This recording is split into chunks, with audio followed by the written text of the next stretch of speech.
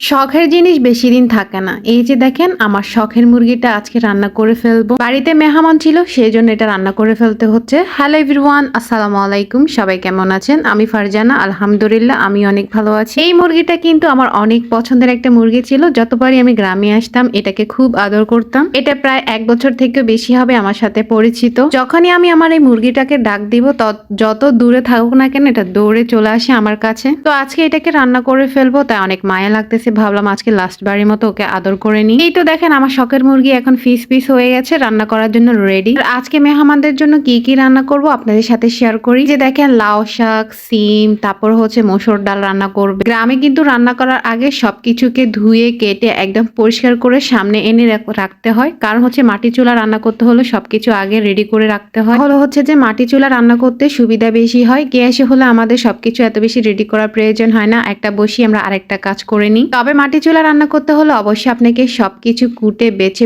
ধুয়ে পরিষ্কার করে সামনে রাখতে হবে। শুধু পরবর্তীতে আপনি চুলায় বসিয়ে রান্না করবেন। আজকে কিন্তু আমরা দুজনে মিলে রান্না করব। দুজনে মিলে বলতে আমি জাস্ট একটু হাতে হাত কাজে লাগাবো আর কি। আমার শাশুড়ি এখানে মুরগিটা বসিয়ে দিচ্ছে সবার আগে। মুরগির মধ্যে যা যা উপকরণ লাগে একে একে রসুন বাটা, আদা বাটা, হলুদ, মরিচ, মশলা পাতি যা যা আছে সবকিছু দিয়ে একদম হাতে ভালো করে মেখে নিবে। আর আমার শাশুড়ির রান্নায় হাতে মাখা মুরগিটা কিন্তু অসাধারণ হয়ে যায়। আর হচ্ছে মাটির চুলা রান্না তো আর কি বলবো, মাটির চুলা রান্নার তুলনায় আলাদা। দেখবেন হঠাৎ করে যখন আপনি শহর থেকে গ্রামে যাবেন বেড়াতে, যখন রান্নাটা খাবেন মাটির চুলা রান্না, তাহলে আপনার একদম মুখে লেগে থাকবে। এই যে দেখেন আমার শাশুড়ি আমা একদম সব ধরনের সব মশলা দিয়ে এখন ভালো করে মিক্স করে নিবে। কত ভালো করে মিক্স করা হয় তরকারি নাকি ততটাই স্বাদ হয়। আর হাতের সাথে মাখলে নাকি আরো বেশি মজা হয়। তো সব মশলা মাখার পরে উপরে কিছু পেঁয়াজ কুচি আরো বেশি করে দিয়ে দিবে। আমরা জানি মুরগি মাংস বলেন গরু মাংস বলেন, পেঁয়াজটা একটু বেড়ে দিলে এটা কিন্তু আরো বেশি দারুণ লাগে খেতে। তো আমি আরেক পাশে বসে মাছ ভাজি করতেছি আর বেগুনের ভর্তা করা হবে, বেগুনগুলো ভেজে নিব। আমি কিন্তু শহর থেকে গ্রামে গেলে বসে থাকি না, আমিও গ্রামে গেলে হাতে হাতে সব কাজ করে নিই। যেখানে বেড়াতে যাই